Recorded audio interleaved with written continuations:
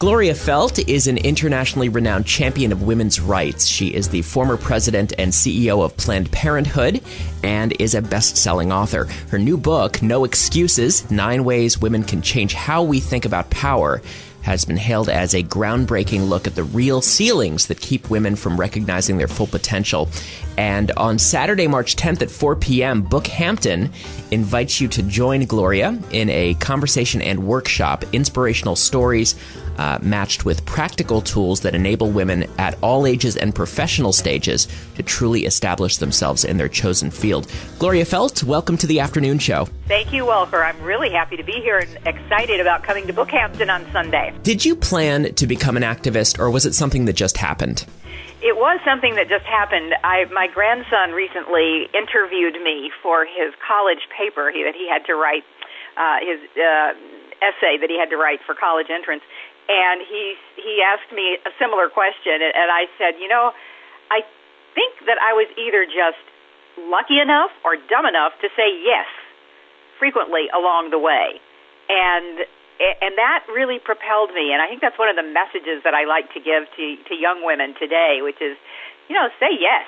Say yes. You never know what kind of exciting life is going to be ahead for you. And clearly activism was for me it's such an honor and a privilege. Well, I know a little bit about your background, but I would love to know more. You were a teen mother in rural Texas. Was there one moment where you said, this is where I'm going and this is how I'm going to get there?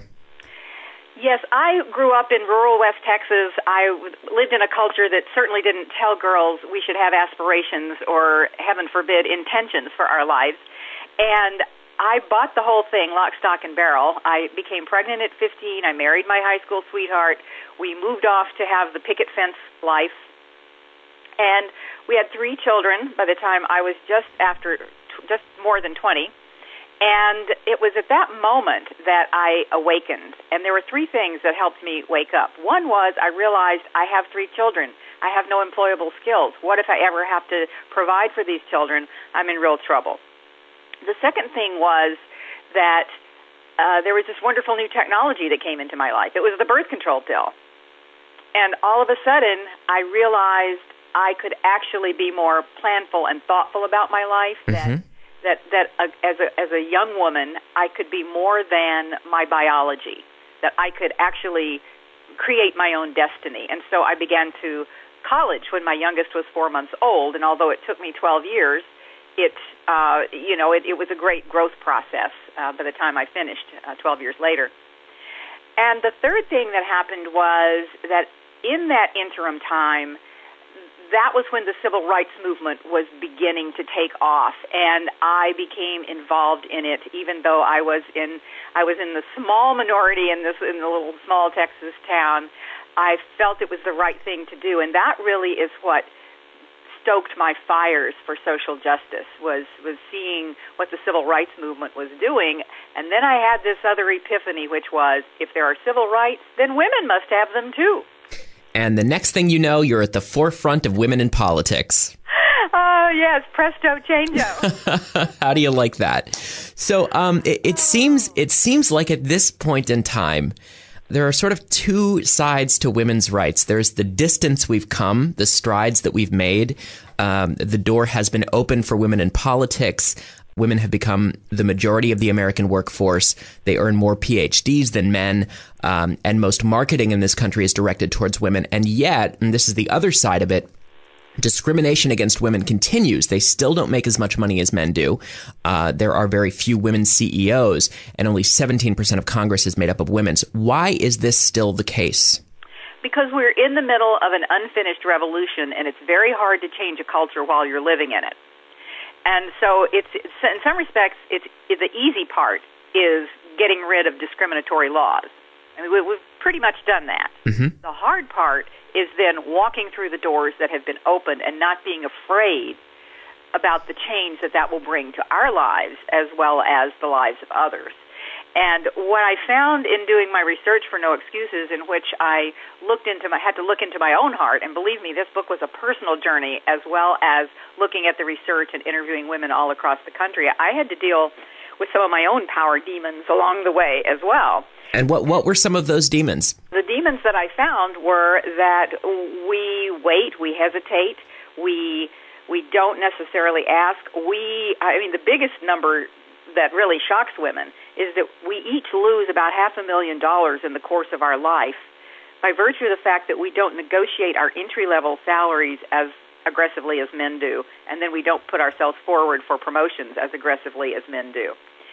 And the cumulative effect of that is on average $500,000, but I'll tell you, Walker, the higher your educational level and the higher you are in the professional world, some say that number is as much as over $1 million. I mean, that's big money. That ought to be enough to motivate us to toot our own horns more, to recognize our own value and our own worth, and to ask. So it sounds to me like you want women to take responsibility for their own destinies and remove any self-imposed roadblocks. Yes, and first we have to see those self-imposed roadblocks. And the biggest one that I found was an ambivalence about embracing power. And those statistics that you reeled off are that's power. That's powerful when we have more education. And we control the purse in this country, actually around the world. Women are responsible for about 85% of the consumer purchases. I mean, this is huge power we have, but we really don't use it. And power unused is power useless. So what I found was once we began talking about power, what I realized was that we have an old, outdated idea of power in our minds, the power over, the power to discriminate against us, the power to abuse us. Mm-hmm. No wonder we don't want that kind of power. But once we start talking about changing how we think about power to a more expansive power to, then I would see women's faces relax, and people would say, oh, yeah, I want that kind of power to be able to make the world better for myself, my kids, my family, my world. I want that. Right. We think about power in terms of power from, not power to. Exactly. And we need to locate the source of that power within ourselves. And I think women have still been socialized to locate the source of power outside of ourselves. But really, the greatest power is what we have within.